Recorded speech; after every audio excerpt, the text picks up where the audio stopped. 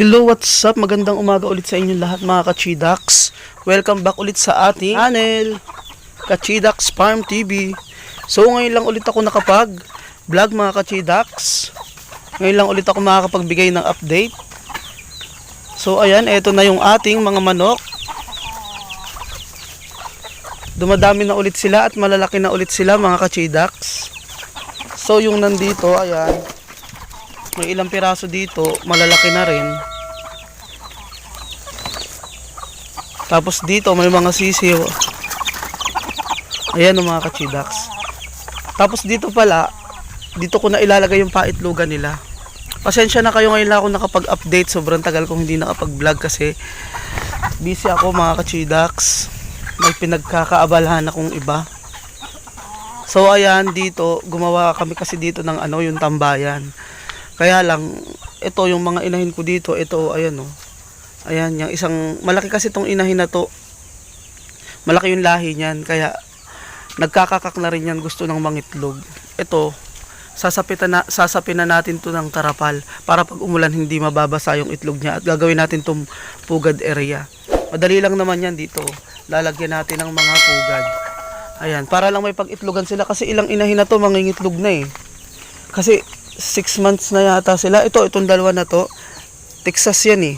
Mangingitlog na rin yan kasi nagkakakak na rin yan.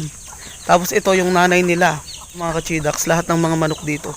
Ayan, isa lang ang nanay niyan, kaya magkakapatid yung mga yan. Tapos yung nando natin sa kabila, sa kabilang pugad area natin, yung nakikita nyo sa mga vlog ko dati, ayan o, doon sa kabila, yung pinagdipatan ng net. Ayan, doon. Nandun yung 3 inahin. May nangingitlog na rin doon. So ayan, mga Kachidaks, ililibot ko na rin ulit kayo dito para update na rin. Ayun yung mga dating tanim. Tapos dito sa likod, palay na yung tinatanim mga Kachidaks kasi tapos na nga yung maisan. Ito, tanim naman to kahapon ng okra, inararo yan, itong tabi ng bahay.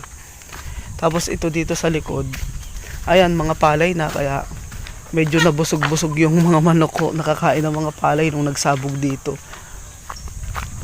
Dito wala pang tanim dito mga Kachidaks oh.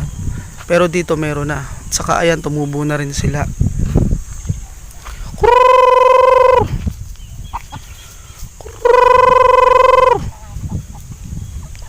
Siguro kung bibilangin ko yung manok ko ngayon mga Kachidaks, nasa 20 plus na ulit. Kasi nga napadami ko na ulit sila. Basta pinapakain ko lang, kahit busy ako, pinapakain ko sila. Hanggang sa hindi ko na namamalayan, dumadami na pala ulit. At ayan nga, lumalaki na yung iba. Kaya good news ulit mga Kachidaks. Ito, malupit talaga to. Ito yung nanay nila, nag-iisang nanay nila. May nakalabas na isang sisiw. So, yung paggagawa ko dito mga Kachidaks ng pugad area, ipapakita ko sa inyo para yung mga baguhan na mga katulad nating mga nag-aalaga ng manok ay magkaroon sila ng idea. Kasi yan, tambayan talaga namin yan. Pero ayun nga, dahil wala na akong pugad area, ayan, nagiba na. Ito na lang yung gagawin ko kasi hindi naman na kami nagtatambay dyan. Kaya yan na lang gagawin kong pugad area. Tapos ito, ipapa-welding ko ng panibago. Kasi nasira na nga ng ulan, di ko na naaasikaso. Kasi nga busy ako mga Kachidaks. Pero ipapa-welding ulit natin ng bago, tapos lalagyan ulit natin ng panibagong net sa baba. So at ayun lang ang vlog natin for today's video mga Kachidaks. In-update ko lang kayo. Maraming salamat sa mga manonood ng video ko na to at sa mga videos na i-upload ko pa. Bye bye guys, see you next vlog.